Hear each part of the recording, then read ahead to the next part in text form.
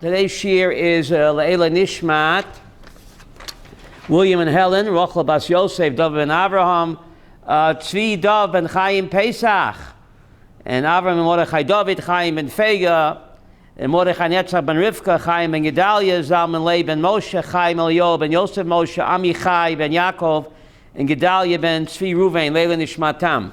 This week is Shabbos Parshat Chazon. Why is it called Parshat Chazon? Because of the Haftorah that we read in the book of Yeshayahu, chapter 1, Chazon Yeshayahu. Yeshayahu has a vision, Avi, a vision of the Churban. Now, Yeshayahu lived 100 years before the Churban. So how could he have a vision of the Churban? A prophet, what he sees for him, past, present, and future, is all what? One video. So even though the Churban didn't happen yet, he's prophesizing an event that's going to take place 100 years from his time. But he sees it vividly. But he says you can erase the tape. If you do tshuva, you can erase the tape. It doesn't have to be.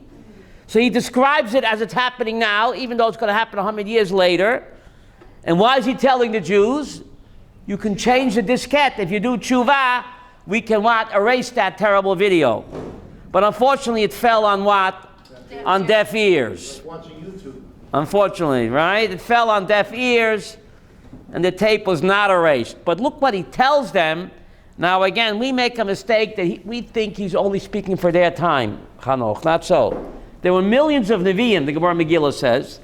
Only 48 are written down, because the millions spoke for their time, not for us. These 48 are speaking not just for their time, primarily for us. And you see what he says, it could be ripped from today's headlines. What he says in Yeshayahu in chapter 1 that we're going to read this Shabbat. He says, Eicha hoyta lezona kiryana mana. How has the faithful city become a harlot? Giving into the demands of our enemy. We have no self-respect for ourselves. How would this faithful city, the city that's supposed to have mishpat and tzedek, is now acting like a zona to give in to any what? Kawinky dinky? No. Huh? And look what he says. Sorayich sorarim. All your ministers are corrupt. Can you believe this?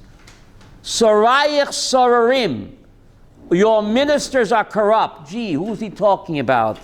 The chavrei ganovim. And your chaver knesset are ganovim. The headlines. Kuloi oyev shochad. All they want is shochad. What does shochad mean? The submarine affair. Kawinky dinky? David. The submarine affair? Sorry. They just want shochad. And they couldn't care less about the less fortunate. Now, Yeshayahu is speaking 2,700 years ago. Gee, but I think he's speaking about what? About our time. Corrupt ministers, chavrei ganovim, all they want is shochad, submarine affair, or pink champagne and cigars, I don't know. But the submarine affair, that looks like it's pretty serious, right? So why don't we get our act together? And he says, the city of righteousness, v'ato meratzchim. And now the city is full of murderers. Now, David, we're not Carlo Gambino. We don't carry a violin case with a submachine gun in there.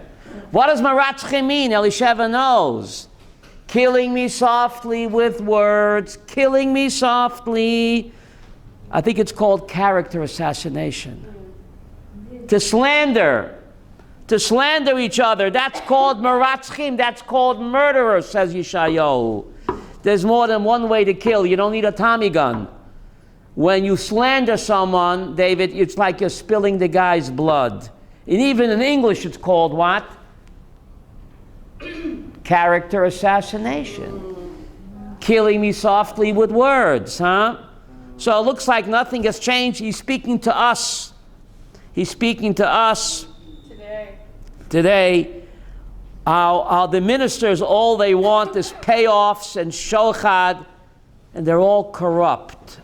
He uses the word sarim. They're used for today's ministers. So, unfortunately, I'm not a minister. Baruch Hashem, I'm not a minister. Baruch Hashem. I'm not a sar, Baruch Hashem. And I even have a cell number, right?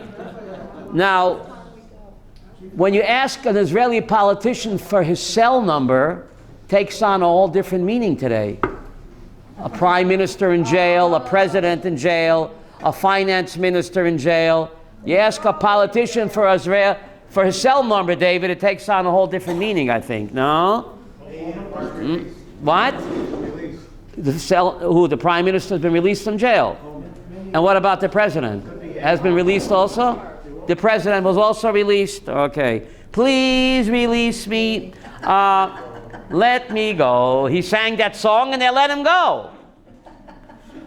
We begin a new book, Sarah. This Shabbos we begin a new book. Ela hadvarim asher diber Moshe. These are the words that Moshe spoke. All the other books begin, God spoke to Moshe Lamor. God called Moshe Lamor. Over here, these are the words that Moses spoke. Where is God in the picture? So the commentators explain the other books, God spoke to Moshe Lamor. What does Lamor mean? Repeat it. Once you inculcate the message, then you repeat it. But this book is different. These are the words that Moshe spoke, says the Midrash, Shchina midaberet b'togroino shel Moshe. I think it's called in simulcast. Shchina, or in real time. The other books, Binyamin, God spoke, Moshe heard, he inculcated the message, and then Lamor, then he said it over at his convenience. Here, the Shchina spoke from Moshe's throat. I think it's called ventriloquist. Moshe moved his lips, but whose voice was it heard? Hashem's voice, simulcast. Therefore, later on in the book, in the Shema, Moshe says, I will give you rain in the season. Can Moshe give rain? But Moshe speaking, I will give you rain in the season. But Moshe was the ventriloquist. He moved his lips, but actually was God speaking. And therefore it doesn't say like the other books, God spoke to Moshe, repeat it. God spoke to Moshe, repeat it. Because this book was read my lips in real time. I think it's called simulcast. So this is the king's speech. This was quite a speech, Hanoch. It was a 36-day speech. Wow. These are the last 36 days of Moshe's life. Quite a speech. He starts out saying, 40 years ago by the burning bush, I'm not a man of words. I have marbles in my mouth. And 40 years later, after 40 years of speech therapy, he becomes an excellent orator because the voice you hear, Mekimia, is not his.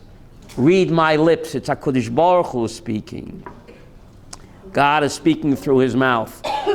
So this is a catalog. Moshe Rabbeinu over here in the king's speech. He speaks to us. Lavan, Chatzeros. Where are these places? Lavan, Chatzeros, V'di Zahav. Rashi quotes the Midrash. These places only exist in the Twilight Zone. There is no such place as Lavan, Chatzeros, V'di Zahav. Where are these places? So Rashi quotes the Midrash. These places are not physical places, but they're referring to the catalog of sins that the Jewish people committed. Di Zahav, we worship the golden calf. Why is Moshe rebuking them now? They worshiped the golden calf 40 years ago. And they did tshuva for that. And we know the Talmud tells us, and the Rambam rules, you're not allowed to remind about tshuva of his past mistakes. It's a terrible sin. Didn't Moshe learn the Rambam? The Jews did tshuva for the golden calf disco. You're not allowed to remind about tshuva of his what? Mistakes. Of his evil past. Didn't Moses learn the Rambam, Reb Nochem? Further, it wasn't even this generation. generation. Wasn't even this generation. Right? So why is Moshe bringing it up? So you're not allowed to remind about tshuva of his wicked past if your motive is to shame him. To shame him, to stick it to him.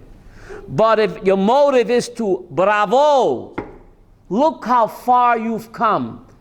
You mind asking the lady to turn on the air conditioner? Look how far you've come. Rasavetik explains, the golden calf becomes a golden opportunity of what? For tshuva. So Moshe is not putting them down. He's not shaming them. He's applauding them. You worship the golden calf. But because of your tshuva, the golden calf became a golden opportunity for what? For tshuva. When you do tshuva me'ahava, the sin becomes a mitzvah. So the golden calf becomes a golden opportunity for what? For tshuva. So that's what Moshe Rabbeinu was saying. You can't be minded about tshuva if you want to shame him and put him down. But if your motive is to bravo, applaud him, and to give chizuk to other people, then of course it's what? It's Beseder Gamur. Beseder Gamur. So Moshe reminds them of their past mistakes. Look how far they've come. 11-day journey from Har Sinai to the borders of Israel. It's 11-day journey. And Rashi says that these 11 days, they actually traveled in 3 days. Because God rushed them wanted to bring them into what? To Pisgat Zev. But they rebelled. So a 3-day journey became what? 40 years. Because we lost our ways. Get it? Yeah. We lost our ways. A lot of road hazards. Oh. A lot of road. So plan A was, Pisgat Zev, here I come. But plan A seldom works out. Plan B is also good. So it didn't last 3 days or 11, 40 years, but eventually, even though we lost our ways, obviously, we didn't have ways. That's why we got lost for 40 years, but eventually we found ourselves. The wife said the man doesn't like to ask for directions. Right. So Moshe, so plan B is also good. We got here. We got here. Plan A seldom works out. Yeah. The message is plan B is just as good. Okay? Powerful message. A powerful message that the Torah is telling us here. Why did the Jews invent Hollywood? This week's Parshat says, why the Jews invented Hollywood, Chanoch. Devarim 1, Pasuk 10. Devarim 1, Pasuk 10. The Torah says, God has made you today like the stars of the heavens. So Rashi says, is that true? We're like the stars of the heavens? I think they're more Chinamen. I think they're more Indians. And the Torah tells us later on, you are the smallest of all nations. So how could God say, I've made you like the stars of the heavens? So Rashi says, what does Rashi say? We all shine on. Rashi says, like the sun and the moon and the stars. The song comes from Rashi Yehuda. You don't believe me? Devarim 1, Pasuk 10. It doesn't mean quantity. Rashi says, you will shine forever. Kachama ukalvana ukalchavim. That's the song. We all shine on like the sun and the moon and the stars. Unlike other nations, the Phoenicians, the Babylonians, the Assyrians, the Greeks and the Romans, surely, where are they? Finito. On the 60 feet of sand. But the Jewish people shine forever. Every one of us is a superstar. Therefore, the Jews invented Hollywood. Yeah, everyone had a name. Each star shines forever. That's what the Torah means. We are an eternal people. Therefore, we're so hated. You're still here? You should be together with the Phoenicians and the Assyrians and the Babylonians. We shine forever like the sun and the moon and the stars. That's what the Torah is saying. Now you know where the words of the song come from. Devarim 1:10 in Rashi. And the Torah gives us the boundaries of Eretz Yisrael. Devarim 1:7. The boundaries are until Nahar HaGadol, Nahar Pros, until the great river, the Euphrates. So Rashi said, how great is it? Is it as great as the Great Lakes? I don't think so. Is it as great as the Mississippi River? Says Rashi, no. The Euphrates River, compared to the Great Lakes, is a bathtub. So how could the Torah call it the Great River Euphrates? Beautiful, Sarah. Says Rashi. What does Rashi say? Because it's mentioned as the border of Eretz Yisrael, it's called great. Rashi said, if you want to be great, you got to come to Eretz Yisrael. Rashi says, living in Israel, associating yourself with the boundaries of Israel, makes you what? Great, even though you're not the Great Lakes. You want to attain greatness, says Rashi? It's only in Eretz Yisrael. Living in Israel makes a person great. Rashi, Devarim 1, Pasuk 7. The very fact that we live in Israel, Avi, makes us great. Remember Tony the Tiger? Yeah. Great. What about the dangers of the insane earth? Stay tuned. Don't steal my thunder, David. Anticipation. David must have ESP, because the Parsha of the week, of course, is what? Is going to speak about current events. Current events. Moshe tells them about the Chet HaMeraglim. In Devarim 1, Pasuk 25, they brought back the fruit of the land, and they came down to us. Rashi says, what do you mean they came down to us? They came from Eretz Yisrael back with the fruit. They came down to us. What do you mean they came down to us? Says Rashi, Magid, that Eretz Yisrael Gavoa Mikol Arotzot, to teach that the land of Israel is higher than all the other lands. So when they came back from Eretz Yisrael with the fruit to Midbar Sinai, they came down. Because Eretz Yisrael is higher than all lands. Is that true, David? I think that the Mount Everest is higher than Pisgat Zev. Higher spirit. Last time I checked. Higher spirit. Now please hear me well, and this is the whole point of this year, David. You anticipated me. There are many times in the Torah where the Torah speaks about going up to Eretz Canaan, and when you leave, going down. Going up and going down. There are only twice where Rashi makes this comment. Only here, many times. But Abraham went up to Eretz Yisrael, and he went down to Mitzrayim, and he went back up, and he went back down. Rashi doesn't say anything.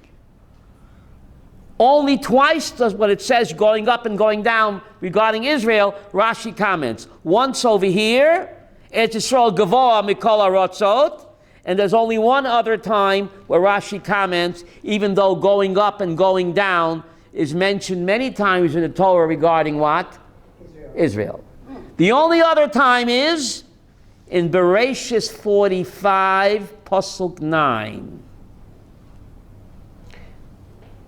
Yosef HaTzadik reveals himself to his brothers. You hear, Avi? And he says, hurry and go up to my father and tell him, God has made me the master of all of Egypt. Now remember, Egypt at that time, Maddie, was the superstar of the entire world.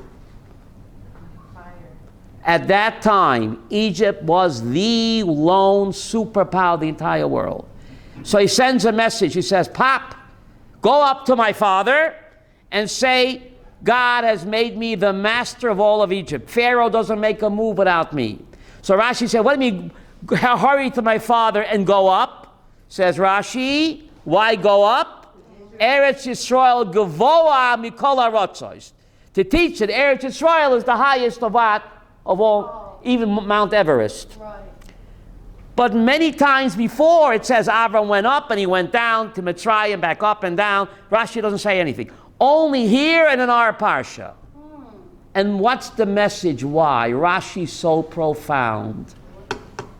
Current events, David Harel's question. Stay tuned. Yosef HaTzadik had it all. He was the master, Lord and master of the superpower of the entire world. Pharaoh didn't make a move on him. He lived in the lap of, he had power and wealth and affluence. He had it all. Yet he said, it's not worth anything compared to Eretz Yisrael. Eretz Yisrael Gavoa Mikol Harotzot. Despite I'm Lord and Master of Egypt, controlling the whole world at the time. I got it all. You got the whole world in your hands. He said, forget about it. Alu Elavi. Halavai, I could go up to Eretz Yisrael. Pharaoh won't let me go. It doesn't mount to a hill of beans when it's compared to what? Eretz Yisrael Gavoa Mikol Harotzos.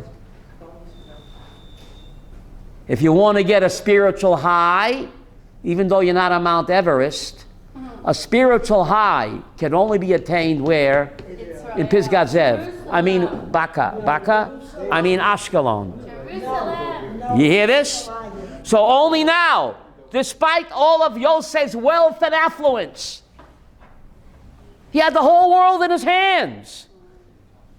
But he says, Alu, Halavai, I could make Aliyah to Papa. That's right, he loves Hashem. Eretz Yisrael, he loves Hashem, but he loves God's palace. Yeah. So Rashi comments, it's so Gavoa Mikol Harotzos. Now we get to David Harel's beautiful question. That's why so many people like smoking dope here. They like the high. Now we get to David's question. The Meraglim are coming back with the fruit. And Rashi, and the Torah says they came down to us. And Rashi says Israel's Gavoa Mikol Harotzos. Why does Rashi comment here? Because he had David's question. The Meraglim didn't lie. They saw the problems here. They saw the terrorism here. They said, Eretz Ochelet Yoshveha. These were great people. It's a land that devours its inhabitants. There's a lot of terrorism over here.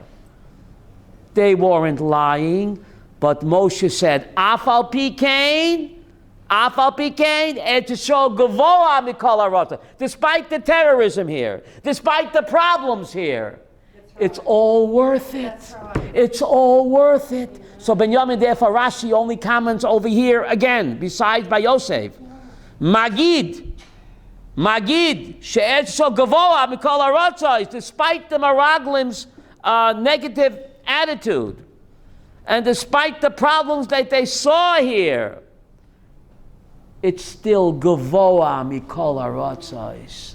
It's worth the price. Because a spiritual high can only be attained where? You don't need any cannabis here. Cannabis? What's it called? You don't need it. We got a natural high, Golda. Rashi and Chumash.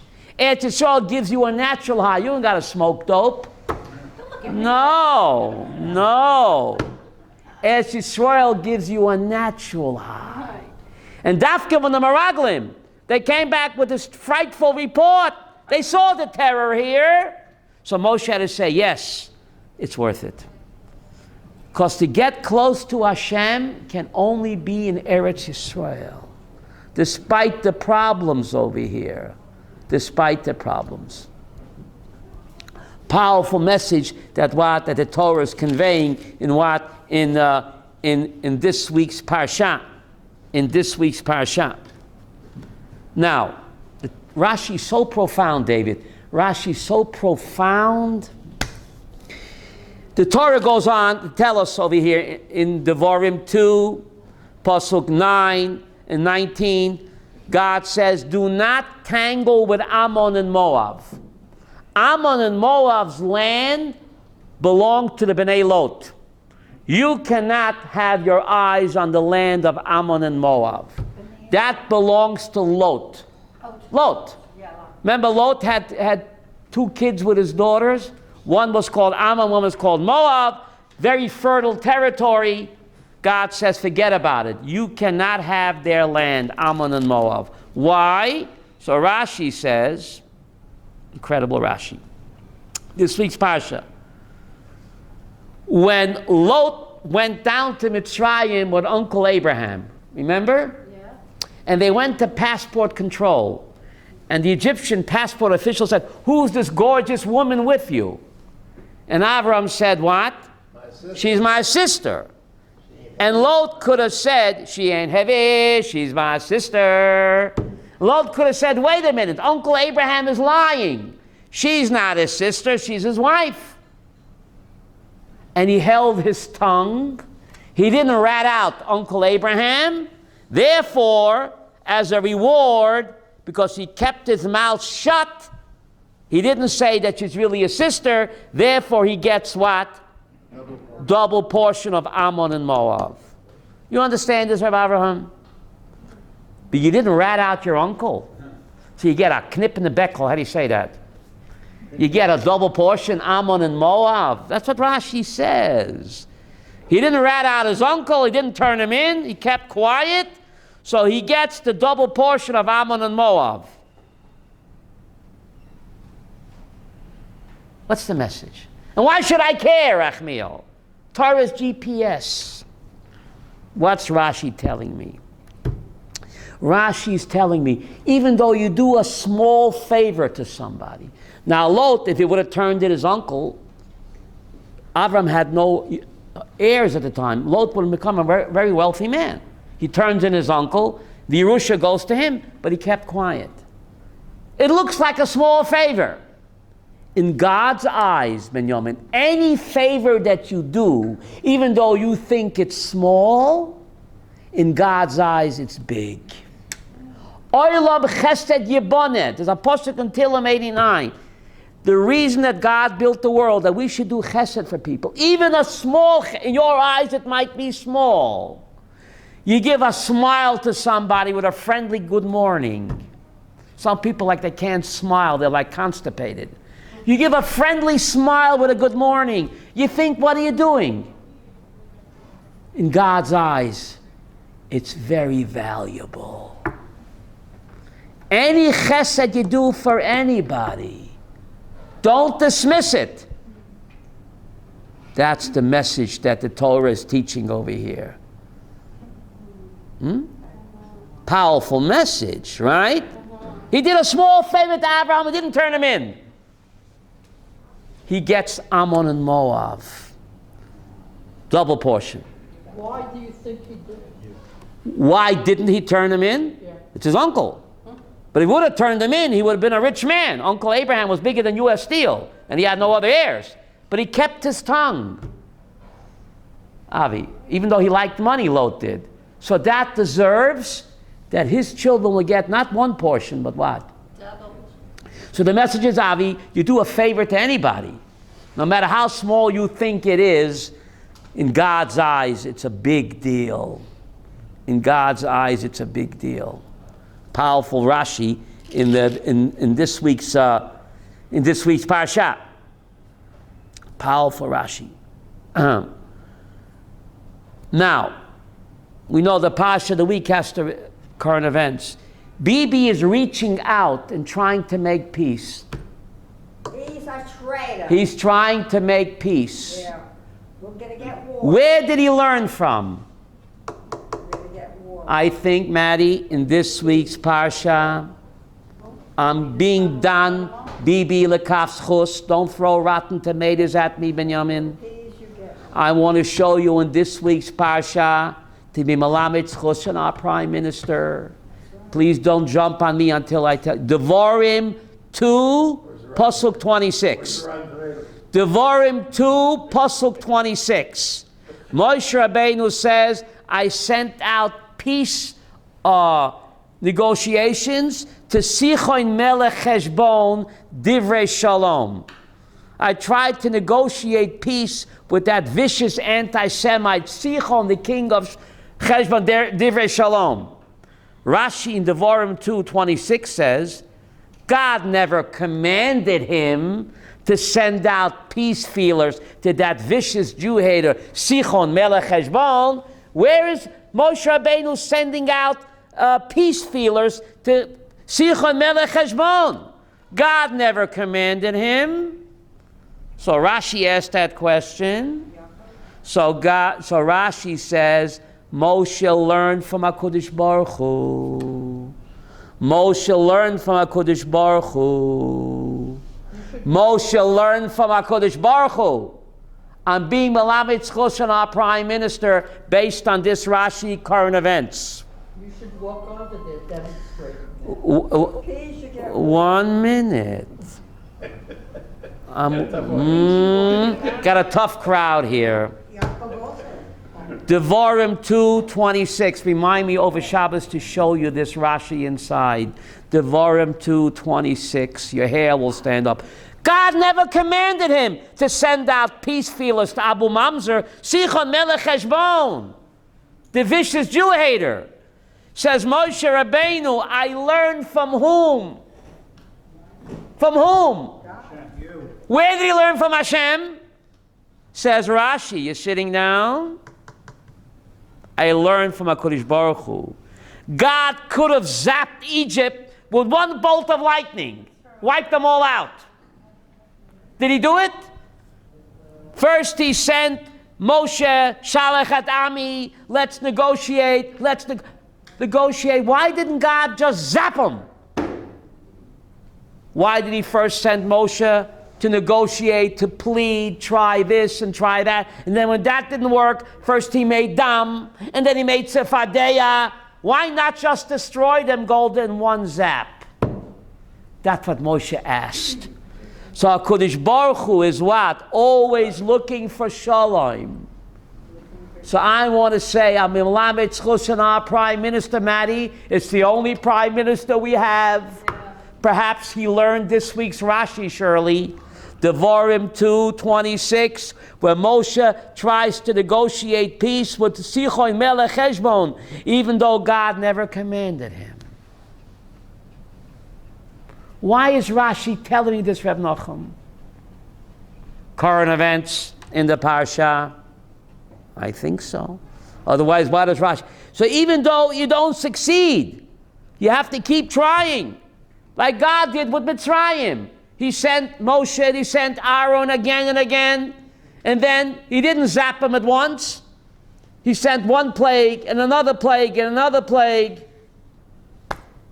So Moshe Rabbeinu said, Rachmiel, I'm learning from HaKadosh Baruch Hu. David, I'm being Melamed Choshen, our Prime Minister. Nekimia, it's the only Prime Minister that we have. Yes? Yes? He's rewarding bad behavior. He's trying. He's going to bring a war. Moshe Rabbeinu also tried and it didn't work, but he tried. Moshe Rabbeinu tried with Sichon Melech Heshbon. They have to dig their own. Right? Bring a big war. Okay.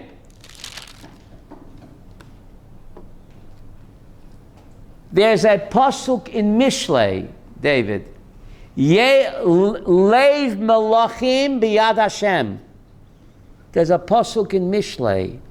The hearts of kings and rulers are what? In the hands of Hashem. That's right. Nikimia, Mishlei 14. Please hear me well. Rav Shaul, you know that? Yes. Leiv melachim biyad Hashem. What does that mean, Shelley? Rulers have no free will? In their personal lives, Golda, rulers have free will. I don't have to go into the Chinese restaurant. In their personal lives, of course, rulers have free will. But Solomon Mishlei tells us, Yehuda, when it comes to national decisions, national policy, they don't have free will. Hashem is guiding them. Mishlei 14. Isn't there a Tehillim that says, do more Avera and then God will punish you? Do more, I don't know which Tehillim. I don't know what you mean. Right. What do you mean, do more Averis? There was a Tehillim, if an evil person does more and more, then God can, Take away its free will. no. Yes, God took away the free will of Paro, Yes, right? right, the same thing. God took away the free I will, have to find the Tehillim. right? That's what he does. Moshe sends peace feelers to Sichon Melech Heshbon. But the Torah tells us in Devarim 2:30, God hardened his heart. He wanted to negotiate with what? With Moshe Rabbeinu. but God hardened his heart in order that we should destroy him. Is that fair? Is that fair? Yeah. Why is it fair? God never hardens the heart of a good person. He only hardens the heart of a wicked lowlife, like Sichon, like Arafat, when Barak wanted to give him the whole candy store. Remember at the Camp David? He couldn't take it because God hardened his heart. Huh? So Moshe said to Sichon Melech Heshbon, let's negotiate. Right? But God hardened his heart in order you should destroy him. We see that in the 6-Day War, Golda. You can find it on YouTube. Prime Minister Levi Eshkol sent many peace feelers to Jordan's King Hussein. Don't open up a front against us, and we will not invade the old city.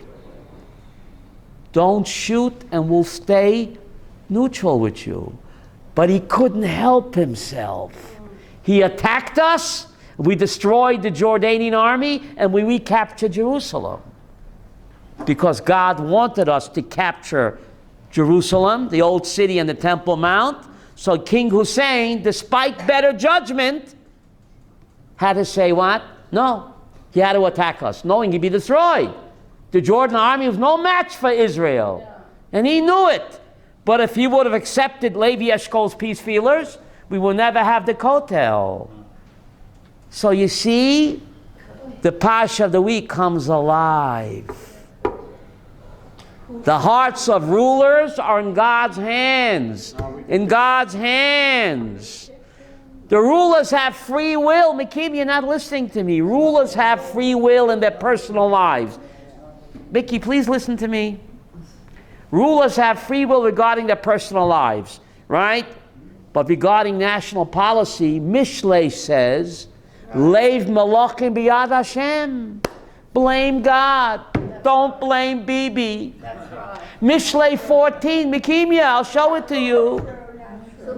What do you not true? I'm from Missouri. I'll show you the good book. Mishlei 14, remind me to show it to you, Sarah.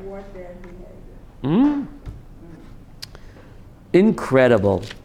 Incredible how the Parsha of the week always seems to work, what? With current events, right? I think so, right?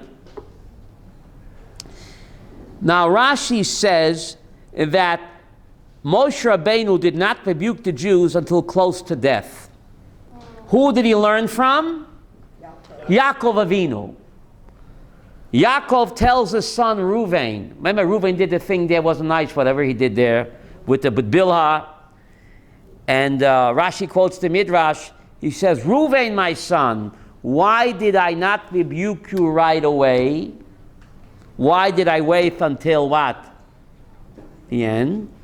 He says, Reuven, I didn't rebuke you all of these years because I was afraid you'd go off the derech and join Uncle Esav in the circus. Rashi in this week's Parsha. Devarim 1, Rashi in Devarim 1:1. Remind me to show it to you inside, maybe over Shabbos. Incredible. Yaakov was afraid that he was going to alienate his son. Here is David. I think the book is called Off the Derech. So Yaakov was afraid, so he held his fire, surely, until what? His deathbed. I don't understand. There's a Gemara Bava Metzia 31. It says, you shall rebuke even 100 times, Shelley. Doesn't say wait till your deathbed. When and how. But Metzia 31, you should rebuke even 100 times. And here Rashi says you're not supposed to rebuke your children or your disciples only what? Close to death. What about Metzia 31, you should rebuke 100 times? What's the answer, Abraham? I think your wife gave the answer. Before the person commits the sin, if you can stop him, don't go into that massage parlor. You'll get VD or AIDS. Before he walks into the massage parlor, rebuke him 100 times. You don't want him to get AIDS or VD. But after the sin is done, The cat's out of the bag. What good is it? You'll only alienate him. Then you have to hold your fire and only do it what? Close to death. Powerful Rashi.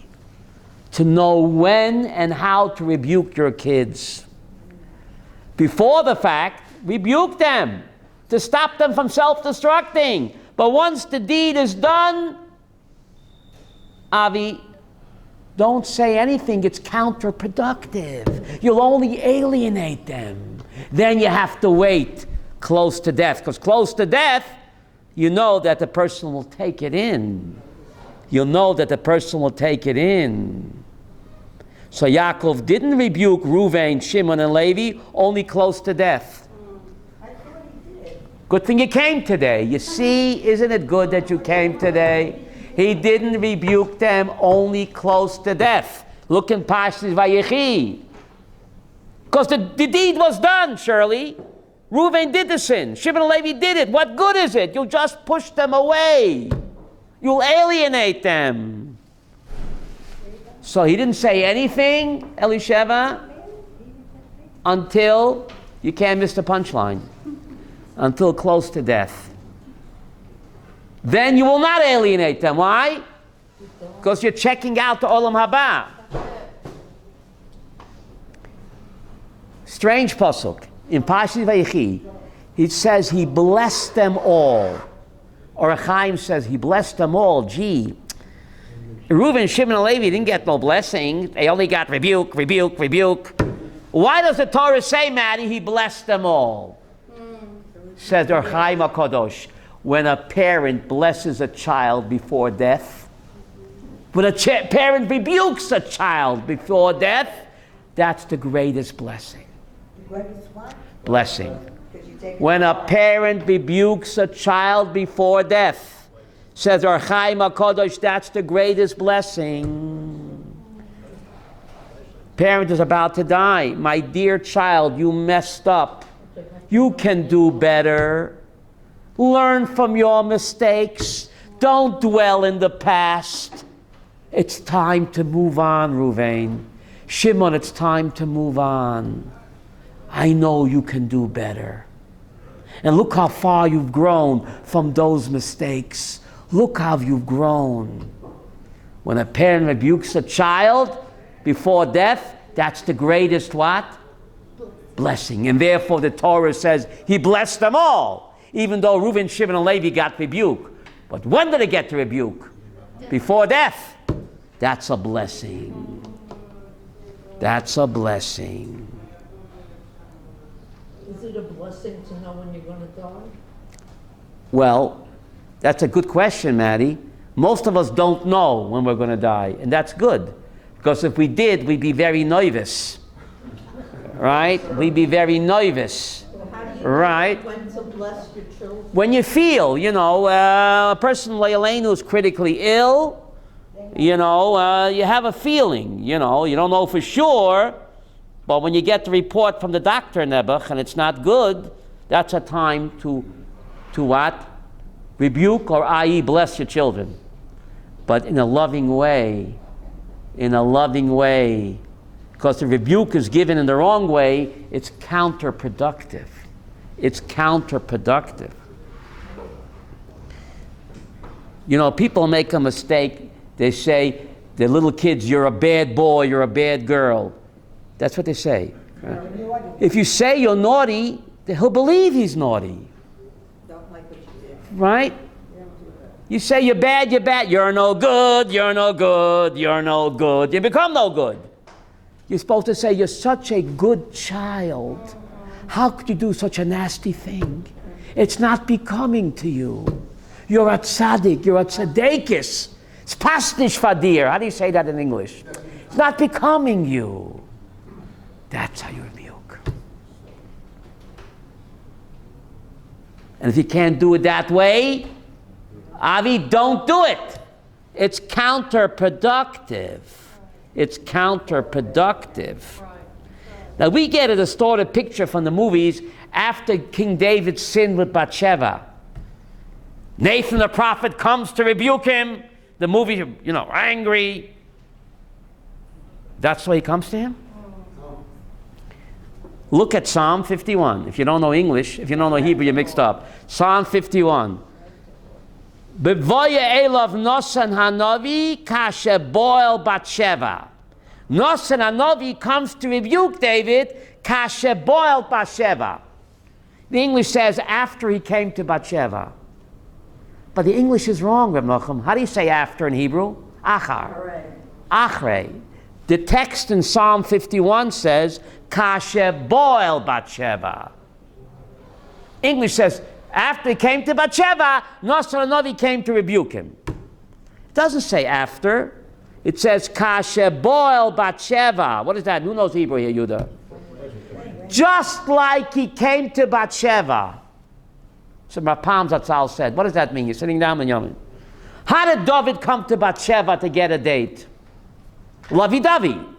Otherwise, no date with Batsheva. The way Nosan came to rebuke David, kashe boel Batsheva. Just like David came to Batsheva to get a date. How did he come to get a date? Lovey-dovey. Otherwise, no date. That's the way Nosan came to rebuke King David. With the sweetness and the lovey-dovey that David came to get a date of Batsheva. That's what the Hebrew says. Remind me to show it to you. If you don't know Hebrew, you're mixed up. And if you can't rebuke that way, said my great Rebbe, hold your fire. Kashe boel Batsheva. Nosan came to rebuke him with the same tender, love me tender, love me sweet, with the same tender and sweetness that David came to Batsheva. That's what the Hebrew says. But if you read the English, Nebuch, you're all mixed up. Thank you. Otherwise, I'd be unemployed. Kashe boel Batsheva. Kashe boel Batsheva. Powerful message. Yaakov Avinu, he's coming to Haran. Remember? He's running away. He sees the workers goofing off. Right? He sees the workers goofing off at the well. And he says, the day is still long. What are you stealing the boss's time? Now, what do I need to know? Yaakov's rebuking some shepherds 3,800 years ago on some lonely well in Syria. Why should I care less, Reb Nachum? The Torah is not story. The Torah is what? GPS. Before he rebukes them, he says, Achai. He says, my brothers. What's Yaakov? What's the message?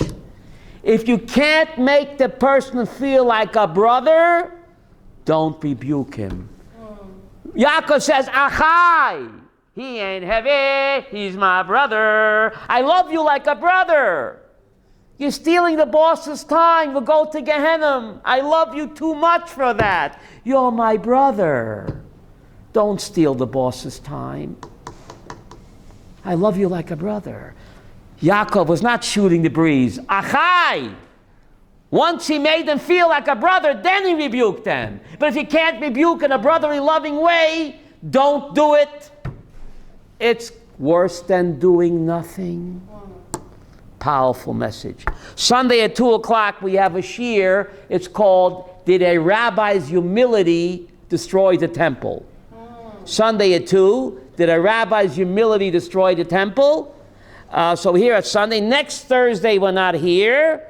I'm only taking one Thursday off, and the following Sunday I'm here, and this Sunday I'm here with the Rabbi's Humility Destroying the Temple.